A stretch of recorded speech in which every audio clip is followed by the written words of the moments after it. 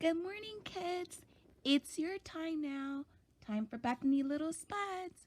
Okay, this is what you're going to do. You're going to watch and listen very carefully to the video. And at the end, there's going to be one question to answer. And if you can answer it, go ahead and follow the instructions after the video. Okay, have a good day. Bye-bye now.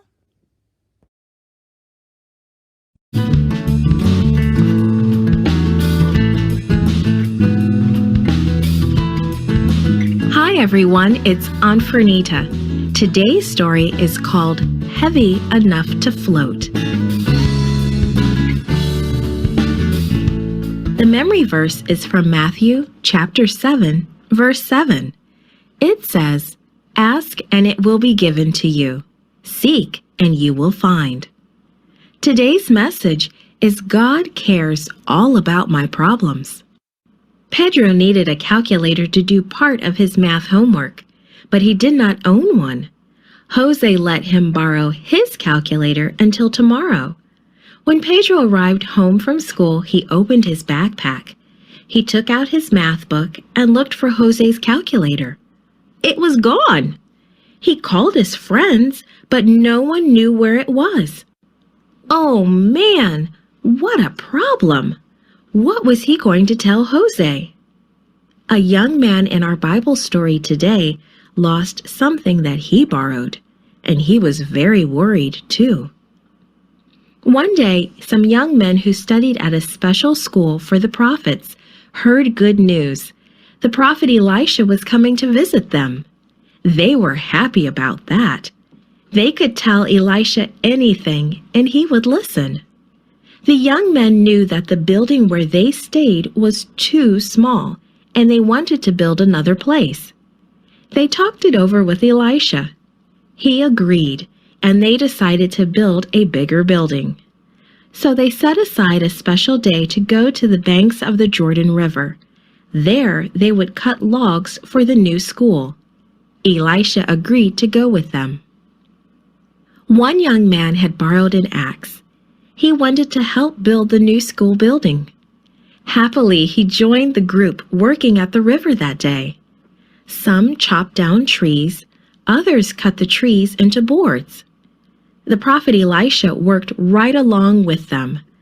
As they worked, they talked about God's love and care.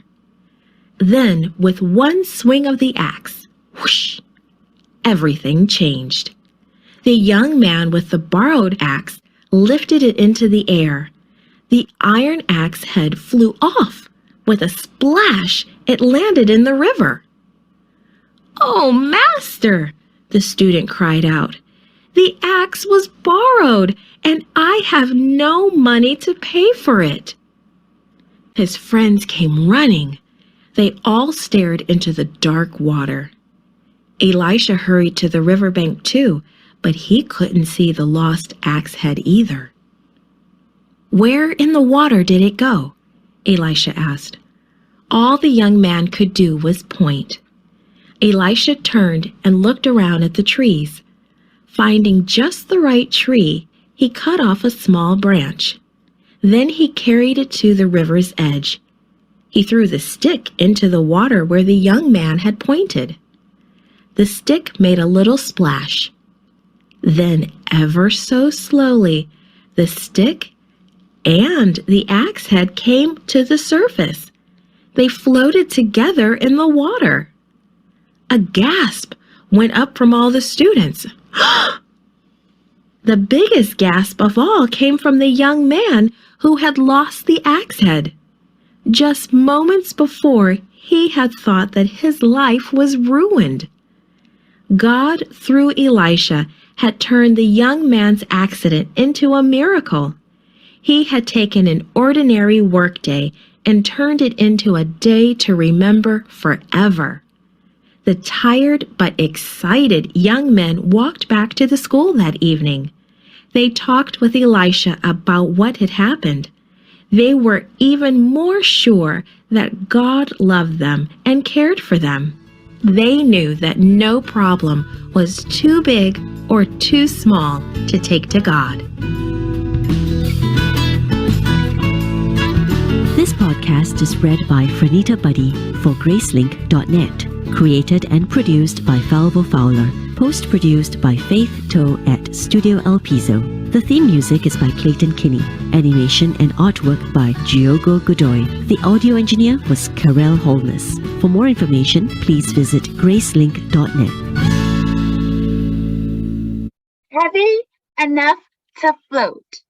According to the video clip, what were the men building? If you know the answer, email your name and answer to BethanyLittleSpuds@gmail.com for your chance to win a gift certificate. Okay, have a good day. Goodbye now.